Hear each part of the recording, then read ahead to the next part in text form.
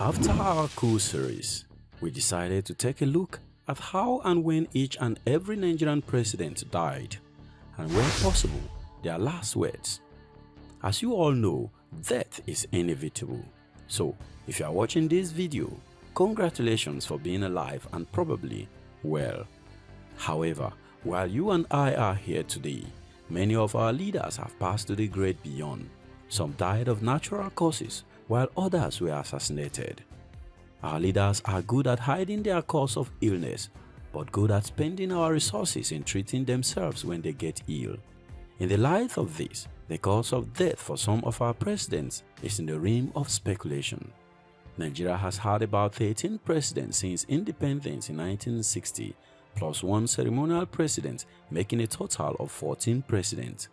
Two of them held power as both military head of state and democratically elected civilian presidents.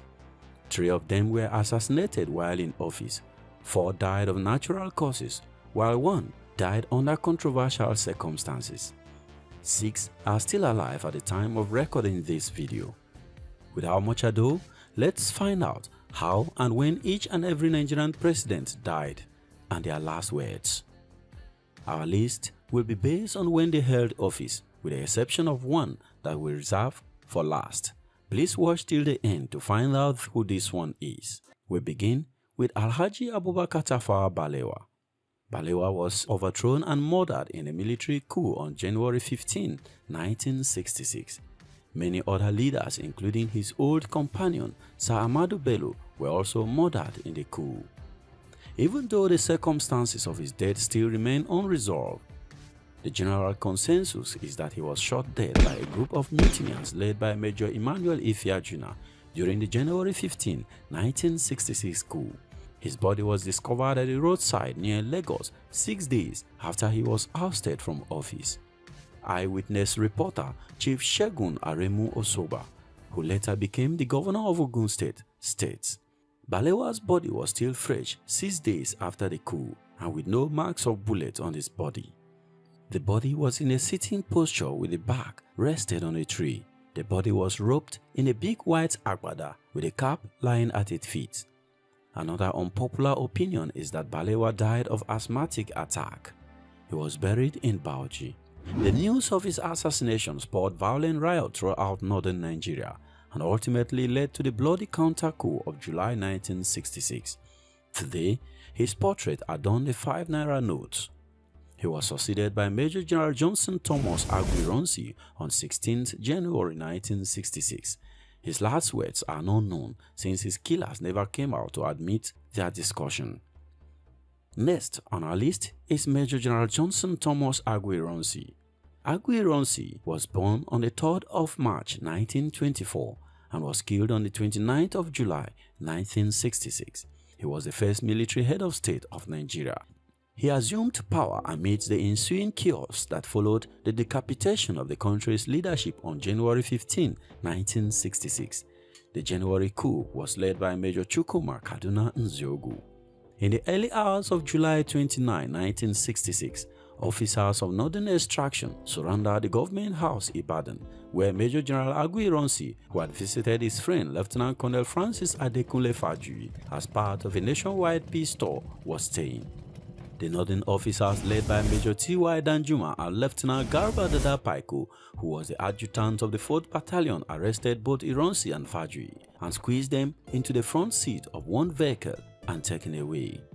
Their intention was to question him about his alleged complicity in the January 15, 1966 coup that led to the killing of several prominent leaders, mostly from northern Nigeria. They drove to Mile 8 on Iwo Road, where the group dismounted and went into the bush, crossing a small stream. Ironsi and Fajuyi were then subjected to beating and interrogations. It has been said that Ironsi was shot by an angry northern officer because he refused to respond to questions and confess his role in the January coup. Sources say the officer who shot Ironsi was Sergeant Tijani. Fajuyi was not spared either. He was also shot. His last words are difficult to arrive at, but his altercation with T.Y. Danjuma before he was arrested and later killed was when he said, "Who told you that?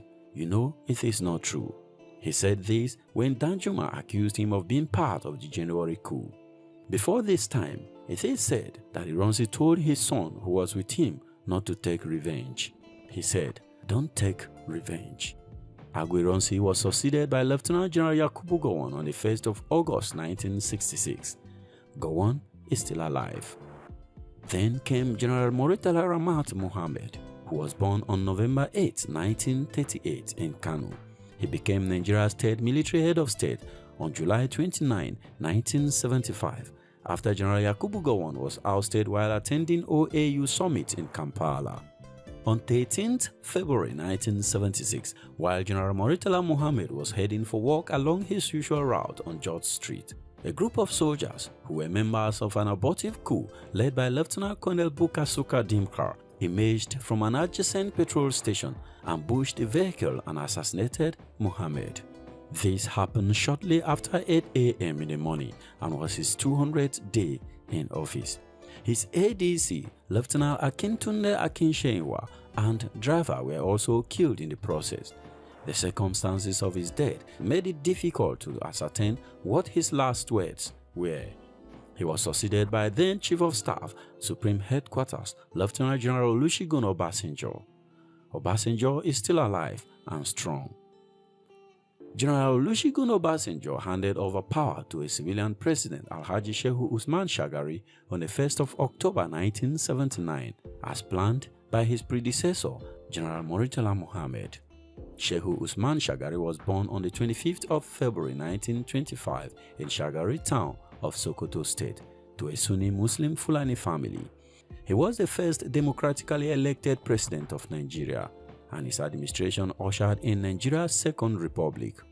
However, shortly after taking the oath of office for his second term, Shagari was overthrown by General Muhammadu Buhari on December 31, 1983 in a bloodless military coup.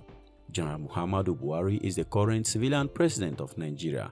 He is strong and hearty. Shehu Usman Shagari officially entered into politics in 1951 when he became the secretary of the Northern People's Congress in Sokoto, Nigeria, a position he held until 1956.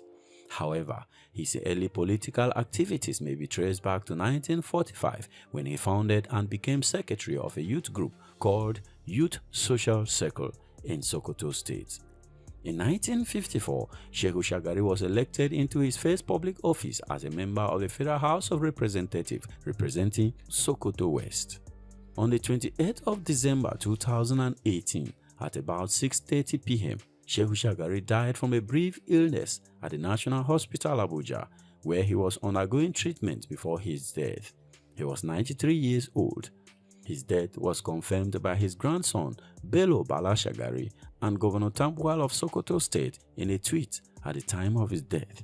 According to Bello Shagari, his eldest son, Shagari left no last words since his protracted illness made him unable to speak long before his death. General Muhammadu Buhari, who took over power in a coup d'etat, was equally overthrown by General Ibrahim Badamasi Babangida on August 27, 1985. Both of them are still alive. After so much pressure following the annulment of the June 12 presidential election, Babangida designed an exit strategy for himself by handing over power to an interim national government led by Chief Ernest Shunekun on 27th of August 1993. The government, which was largely powerless, was dissolved when General Sani Abacha seized power on 17th November 1993.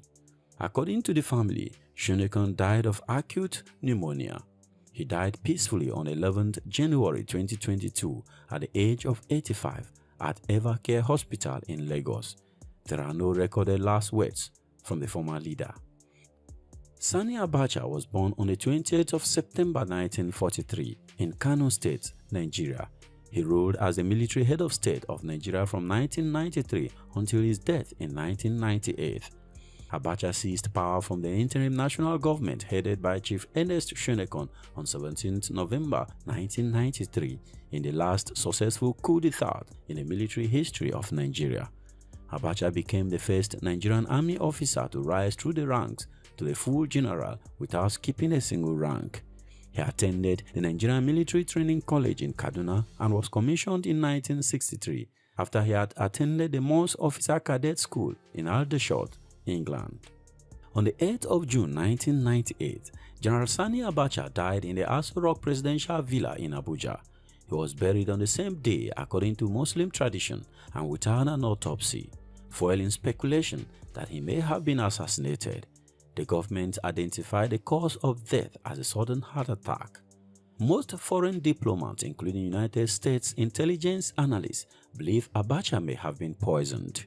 Even his chief security officer, Hamza al-Mustafa, also believed he was poisoned by Israeli operatives in the company of Yasser Arafat.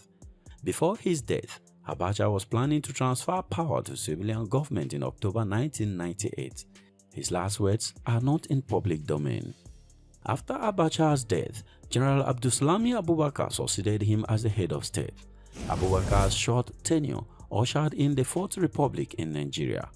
Both Abdulsalami Abubakar and Olusegun Obasanjo, who succeeded him, this time as a democratically elected president in 1999, are still alive and healthy. Next on our list is Umaru Musa Yar'Adua, who succeeded Olusegun Obasanjo in 2007 after the latter had completed his second term in office. Umaru Musa Yar'Adua was born on the 16th of August 1951.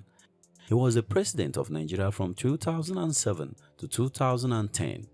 He previously served as the governor of Katsina State from 1999 to 2007 and was a member of the People's Democratic Party, the PDP.